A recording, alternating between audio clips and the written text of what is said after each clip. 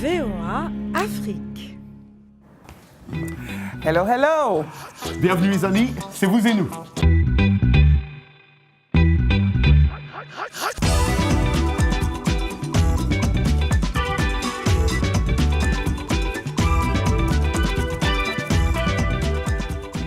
Et cette semaine dans Vous et nous, la rubrique pro est de retour. Yay, on parle stage.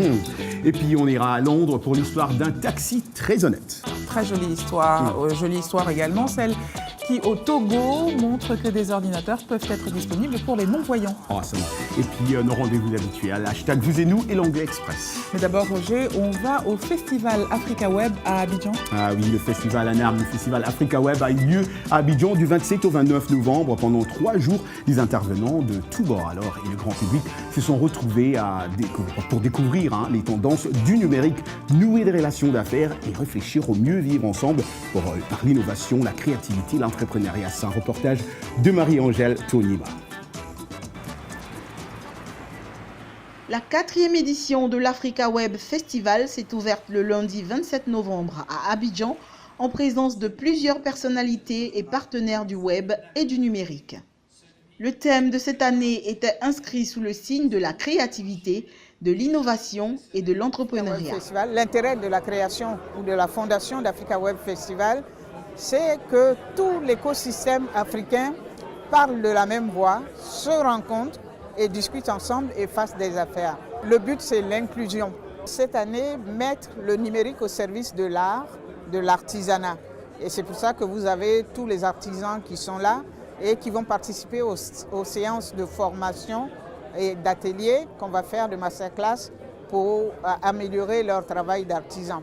Pendant 3 jours, l'Africa Web Festival a offert une véritable occasion à tous les acteurs du web et du numérique d'échanger leurs idées sur la question, mais surtout de nouer des contacts afin d'organiser un réseautage professionnel. Une grande place a été accordée à la formation et à l'information, notamment grâce aux ateliers sur le marketing digital, le codage ou l'écosystème numérique africain. L'idée, c'est justement d'être qu'une e-boutique en ligne et de me développer que par le digital, donc uniquement les réseaux sociaux, etc. Cette plateforme permettra à coup sûr d'aider les jeunes entrepreneurs africains et du monde à faire du web un moyen efficace de toucher une plus grande cible.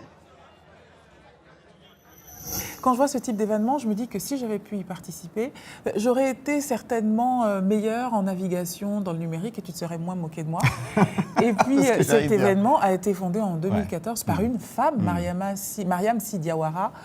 Shout out. Et puis c'est un projet panafricain. Alors la fondatrice de l'événement est une enfant du pays, je crois bien, et le directeur commercial de l'événement est du Congo-Kinshasa. Tout ce que vous avez toujours voulu savoir sur la vie professionnelle est dans Pro, grâce à Joël-Éric Missaoun, cofondateur du cabinet de recrutement, je dirais même cabinet de recrutement premium Afrique Search, qui, une fois par mois, depuis Abidjan la plupart du temps, ça dépend de ses voyages, fait le point sur ce qui ne s'apprend ni à l'université, ni dans les grandes écoles. Pro, c'est maintenant.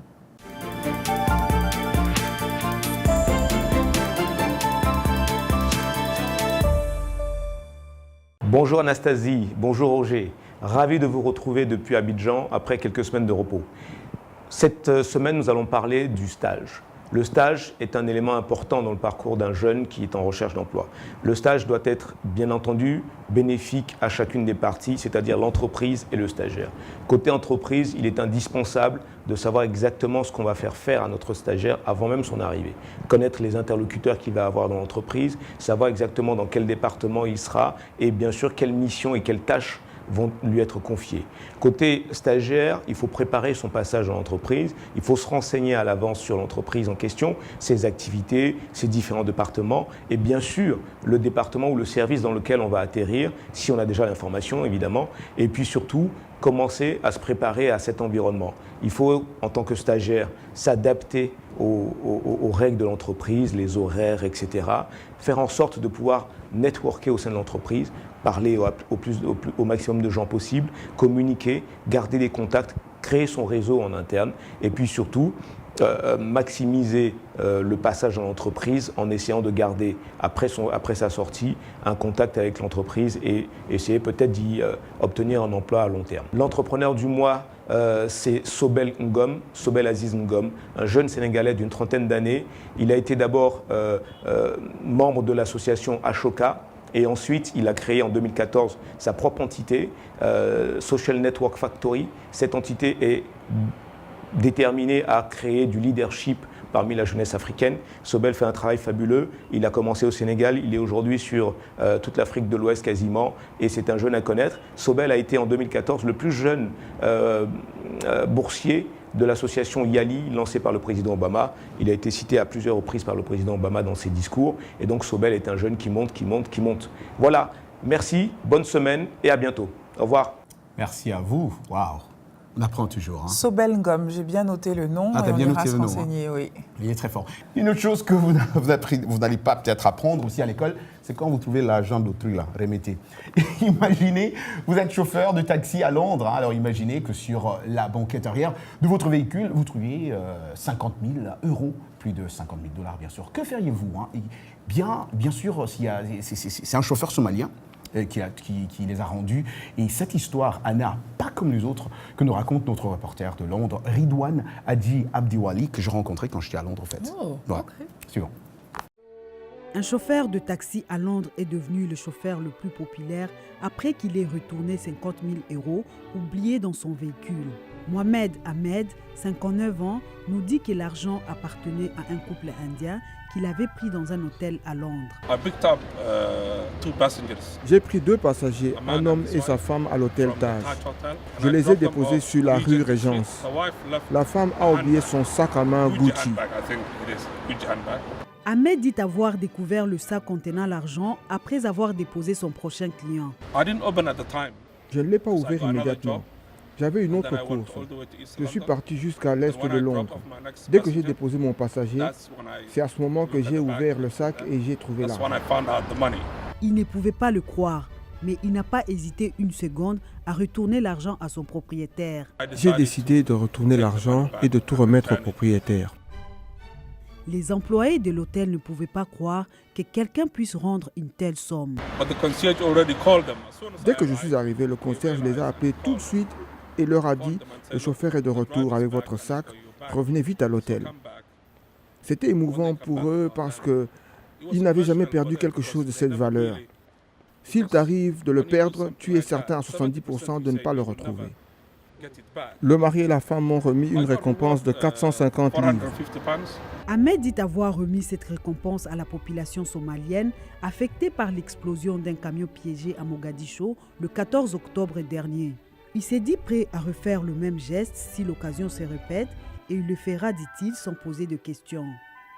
L'association de taxis s'est félicitée de sa décision de retourner l'argent parce qu'elle veut montrer au public combien ses chauffeurs sont honnêtes. Merci Ridwan. Merci Ridwan. Dis donc, j'espère qu'il a eu une bonne récompense. Hein. Mais pourquoi les gens se posent toujours la question, quand j'aurais mis l'argent, on doit toujours me donner... non, je trouve merveilleux qu'il l'ait fait. Moi, j'aurais rendu l'argent. Qu'est-ce que tu aurais fait, toi? Moi, d'abord, je dirais... Réponds à la question. Quand tu trouves l'argent, si tu ne trouves pas la personne, il faut poser cette question-là. Si tu cherches, tu ne trouves pas, qu'est-ce que tu fais? Mais pour trouver, il faut chercher. Oui, mais quand tu cherches, tu ne trouves pas, qu'est-ce que tu fais? Merci. J'appelle Dili Diko maintenant. Dili, comment ça va? Hello Anna, je viens à ta rescousse. Voilà, hashtag vous et nous, c'est maintenant. Qu'est-ce que tu aurais fait, toi, tiens? Si j'avais ramassé de l'argent? Si tu avais trouvé de l'argent, tu es chauffeur de taxi, tu trouves de l'argent sur la banquette arrière. Ah, sur la banquette arrière, je ne sais pas comment c'est organisé. Est-ce qu'il y a Dili, ta réponse, j'adore cette réponse. Ta réponse non, mais c'est vrai. Si tu peux pas retrouver la personne, comment tu vas faire? Tu n'as pas le numéro de téléphone. Il faut trouver un endroit où tu puisses donner l'argent, bien sûr. Quelle serait l'action que tu poserais dès que tu vois l'argent? Par contre, si je trouve de l'argent par terre, je vais chercher la personne. Je vais regarder autour de moi. Mais sur la banquette arrière, non? Sur la banquette arrière, déjà, j'ai jamais conduit de taxi, donc. Ok. Tout ça est très fishy, comme on dit en anglais. Bref, proceed avec ton hashtag vous et nous. Cette semaine, la question de la semaine, c'est que faites-vous en dehors des cours? Comment vous occupez-vous après l'université ou le lycée? Ok, donc les loisirs. Alors, on commence par le Tchad. Guillambé Valentin nous écrit de N'Djamena. Il nous dit « Ici, nous faisons des petits business après les cours pour subvenir à nos besoins. » Tu sais quoi, Roger, on devrait montrer ça à nos enfants.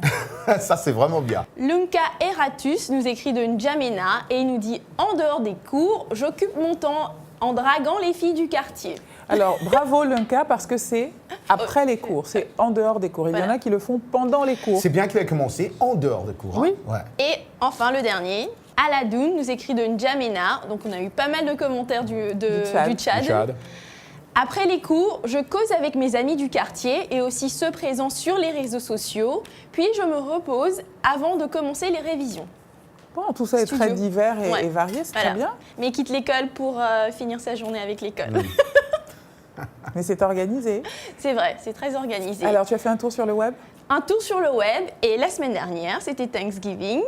Et pour Thanksgiving, bien sûr, sur le web, il y a eu beaucoup de photos, pas mal de dinde, pas mal de mac and cheese, donc des macaronis avec du fromage, et aussi pas mal d'invitations qui ont été envoyées. Et parmi ces invitations, il y en a une qui s'est perdue en chemin. Et donc, pour bien comprendre l'histoire, il faut remonter à l'année dernière, 2016. Donc, pour le Thanksgiving de l'année dernière, cette grand-mère qui habite en Arizona a envoyé un message. Elle pensait l'envoyer à son petit-fils, mais elle ne savait pas que son numéro avait changé. Donc, elle lui a écrit donc rendez-vous chez moi pour le repas de Thanksgiving. Et elle a reçu une réponse. Un autre jeune homme qui s'appelle Jamal qui a répondu en disant... Attends, c'est pas Jamal qui travaille avec nous là derrière là? Non, c'est pas le même Jamal. Merci. C'est pas notre Jamal. Ce Jamal-là a 17 ans. D'accord. Voilà. Donc ça aurait pu être son petit-fils en fait, parce qu'ils ont le même âge. D'accord. Et donc Jamal a répondu, il a dit qui est-ce? Et elle a répondu en disant ta grand-mère, avec un petit emoji de grand-mère juste à côté. Oui, voilà. Et il a dit grand-mère, est-ce que je peux avoir une photo de toi? Et bien sûr, elle était étonnée, elle a dit de qui? Et il lui dit de toi, bien sûr. Ouais. Et donc, elle lui envoie cette photo-là. Donc, c'est, voilà, la grand-mère en question. Et lui, en retour, il lui envoie cette photo-là. Il lui dit « Je ne pense pas que tu sois ma grand-mère, mais est-ce que je peux venir quand même? Est-ce que je peux avoir une assiette ?» Et ce qui s'est passé l'an dernier, c'est qu'il est allé la voir, en fait. Donc, c'est une histoire trop mignonne. Oui, c'est vraiment très mignon. Il est allé la voir et ils ont donc partagé le repas de Thanksgiving ensemble. Ouais, parce que j'ai vu la réponse, yes you can, donc tu peux... Yes you can, ouais, c'est ce qu'elle a dit, bien sûr. Ouais. Voilà. Ça, c'est une photo de cette année, parce que cette année, il est reparti chez elle et rebelote. Donc, en fait, c'est ce qui est très intéressant. C'est que... Merci, voilà. Wow. C'est vous et nous que vous regardez. Merci, restez avec nous. Que vous nous regardiez depuis Abidjan, Bamako, Johannesburg ou le Caire. Dans 2 petites minutes, la vie nocturne mouvementée de Kampala, la capitale de l'Ouganda, des ordinateurs pour les non-voyants au Togo, une chanteuse sud-africaine qui monte et bien sûr, l'Anglais Express de Michel Joseph. À tout à l'heure.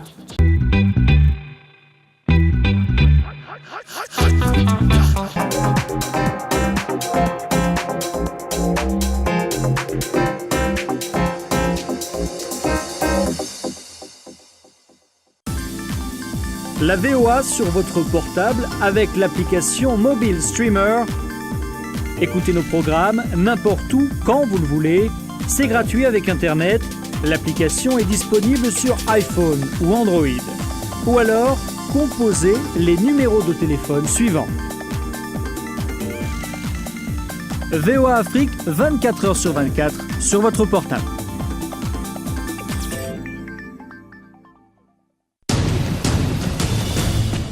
En plus de nos programmes sur FM et ondes courtes, La Voix de l'Amérique est en votre compagnie 24h sur 24 sur Internet. N'Djamena, d'une trentaine de représentants d'un syndicat d'étudiants. Notez notre nouvelle adresse voaafrique.com. Tous les derniers développements sur l'actualité africaine et mondiale. Reportages photos et vidéos et vos commentaires sur voaafrique.com. À tout de suite. Bienvenue à bord. Les passagers de RM Show sont priés de monter à bord. Salut les amis, Roger Montou ici de RM Show sur VOA Afrique. Vous me suivez chaque jour à 20h, temps universel sur VOA Afrique pour nos sujets socioculturels que nous vous proposons ou que vous nous proposez. Laissez vos messages vocaux à notre numéro WhatsApp au 001 703 350 37 31. C'est au 001 703 350 37 31. RM Show, c'est chaque jour à 20h, temps universel sur VOA Afrique. Peace Africa!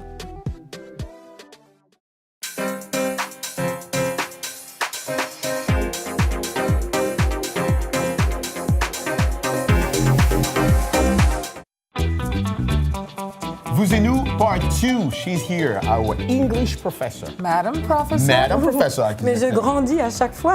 Oui. Bientôt, je vais dépasser tout le monde. Ce que j'aime, ce boa-là, c'est très... Heureusement. Vous me perdez toujours quand vous donnez des compliments. Non, mais c'est artificiel. Oui, mais Je ne en pourrais tout cas, jamais c'est très mettre joli. un vrai serpent autour de moi. C'est très joli. So, Michelle, what are we learning today, Professor? A thing. A thing. A thing or two. Oh. Vous connaissez thing?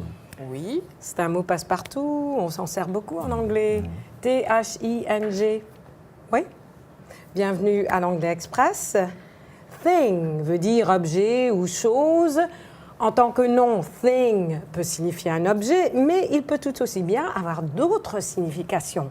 En l'occurrence, thing peut signifier une activité ou un événement.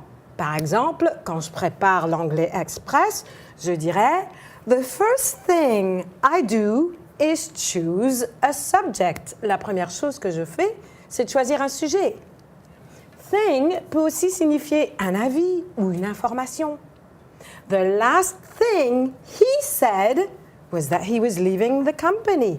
La dernière chose qu'il a dite, c'est qu'il allait quitter l'entreprise. On peut aussi employer thing dans le contexte d'une situation générale. Ici, la personne qui parle va exprimer une opinion au sujet de cette situation en ajoutant un adjectif pour élaborer.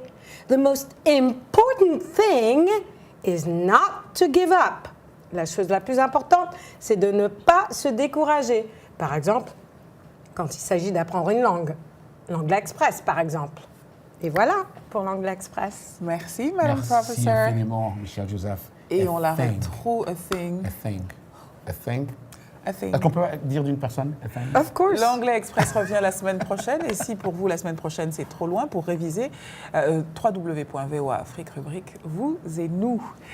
Tout autre chose maintenant, l'inclusivité, c'est l'un des concepts clés de notre 21e siècle, en tout cas c'est comme ça que je le vois.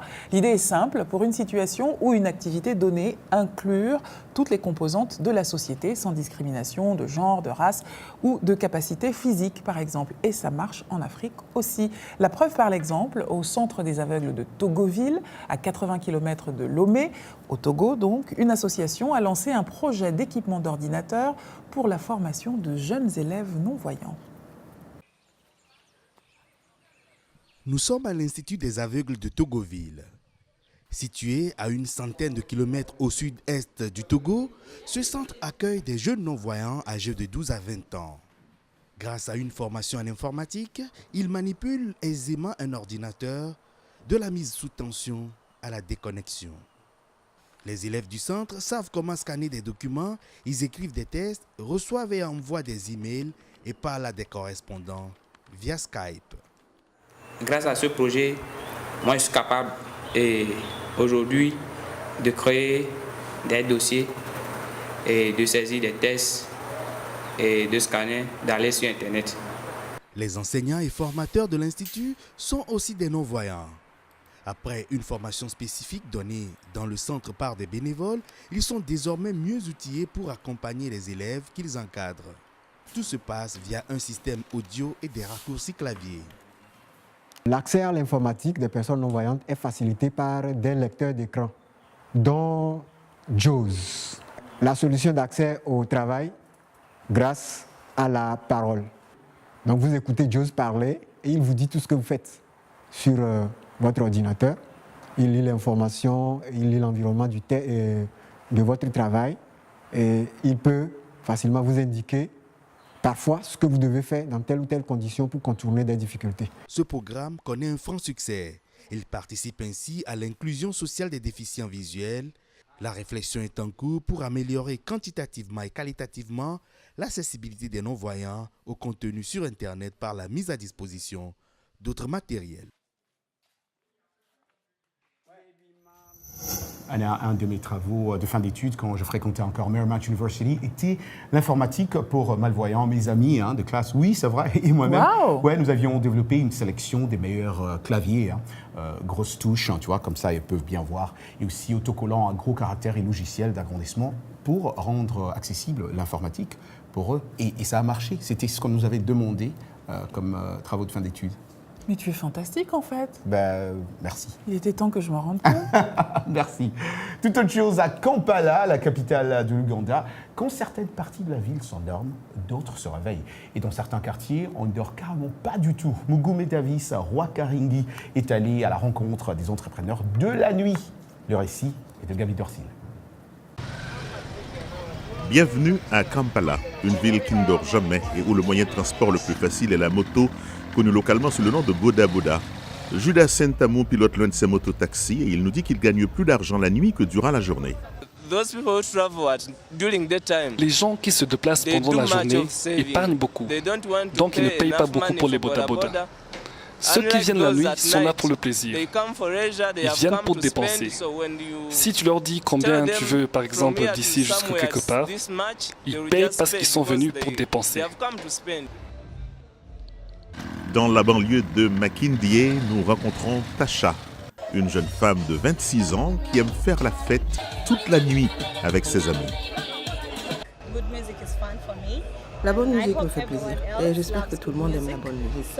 Nous allons là où il y a de la bonne musique comme Autospa. Ce n'est pas du tout facile parce que beaucoup d'entrepreneurs dépendent des fêtards comme Tasha pour gagner leur vie. Ali Matovu se montre satisfait. Ce travail m'aide, moi et ma famille, mon père, ma mère et mes enfants. Je fais quelques boulots chez le boucher pendant la journée à Kellerwe et la nuit je viens travailler ici. L'un des quartiers les plus animés de Kampala la nuit est Wandegeya.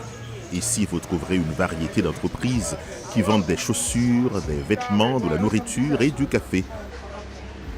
Ce n'est pas toujours la joie ou l'occasion de faire de l'argent quand la nuit tombe à Kampala. Parfois, des voleurs à main armée s'invitent au programme. Dans cette ville, quand certains quartiers s'endorment, d'autres se réveillent. Et c'est le début d'une vie nocturne, très animée, génératrice de revenus, mais parfois dangereuse. On s'amuse quand même. Les nuits de Kampala. Tu sais ce qui serait bien ? Une série de reportages sur les nuits dans les capitales africaines. Je suis d'accord avec toi, mais je ne m'arrêterai pas seulement à la capitale africaine, mais je parlais de la nuit à New York City, par exemple. Est-ce que ça veut dire que tu nous prépares quelque chose ? Ah oui.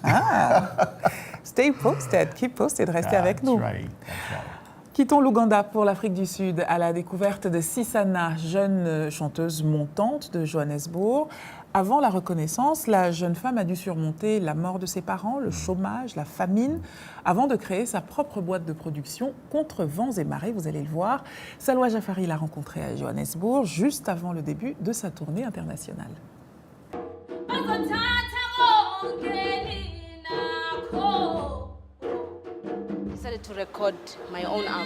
J'ai décidé d'enregistrer mon propre album. Je n'ai pas de studio, je n'ai personne. Les studios sont chers.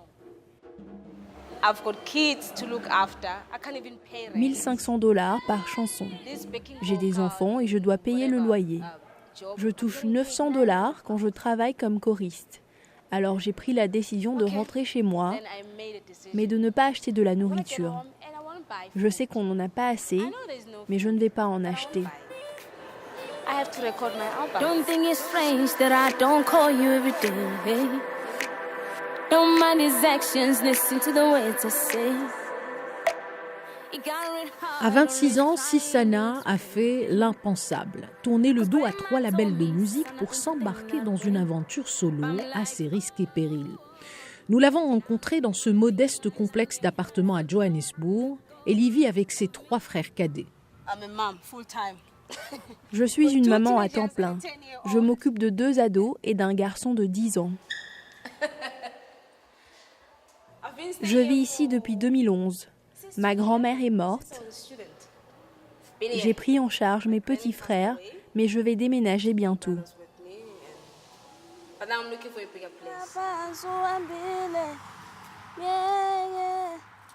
Sisana a connu la faim, le froid, la peur de voir sa famille se retrouver dans la rue. Mais elle n'a jamais perdu espoir. L'espoir qu'un jour, sa musique serait écoutée sur toutes les ondes. Cette musique avec laquelle elle a grandi sur les plaines du Swaziland. Je chantais et j'attendais que les montagnes me répondent avec un écho. Si je ne l'entendais pas, ce n'était pas assez bon.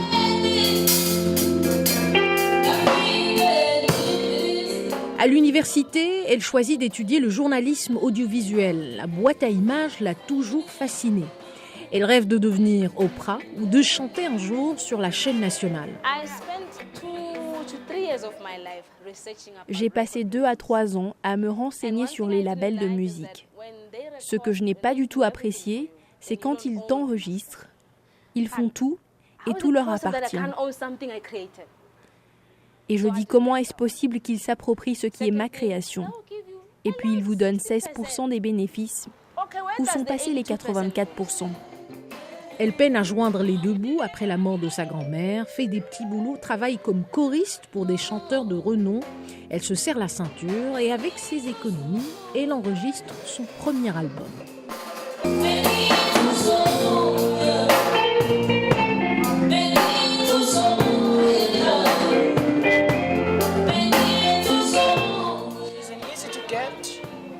Elle n'est pas très compliquée, elle est unique en son genre, elle est très réaliste, très confiante. C'est quelque chose que j'aime chez elle. Africa is my home. Africa is where I belong. L'Afrique, c'est sa maison qu'elle va bientôt quitter pour une tournée internationale qui l'amènera en Europe, aux États-Unis. Sisana, la chanteuse, la productrice, ira à la conquête du monde.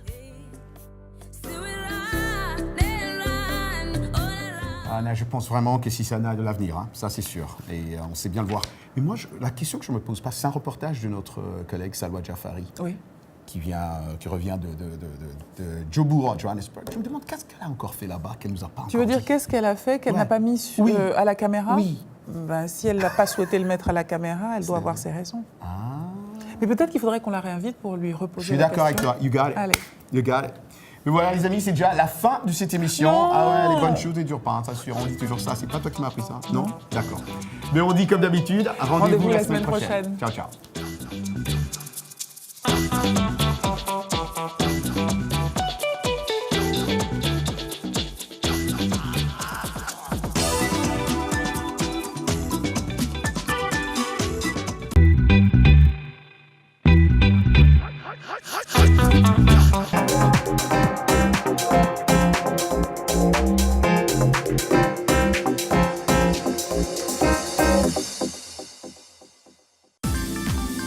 La VOA sur votre portable avec l'application Mobile Streamer. Écoutez nos programmes n'importe où, quand vous le voulez. C'est gratuit avec Internet. L'application est disponible sur iPhone ou Android. Ou alors, composez les numéros de téléphone suivants. VOA Afrique, 24 heures sur 24 sur votre portable.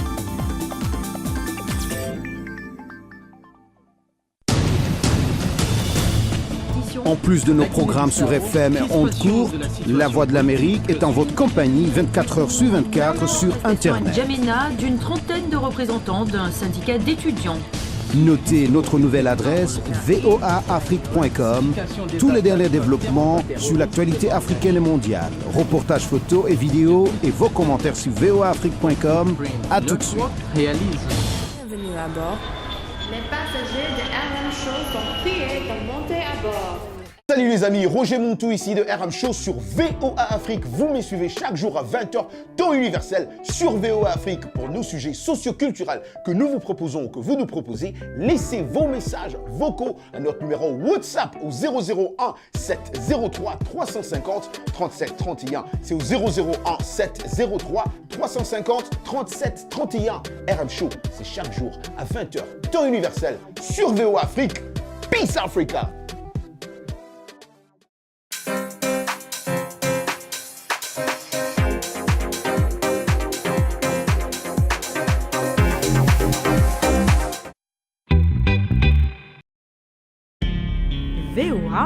Afrique.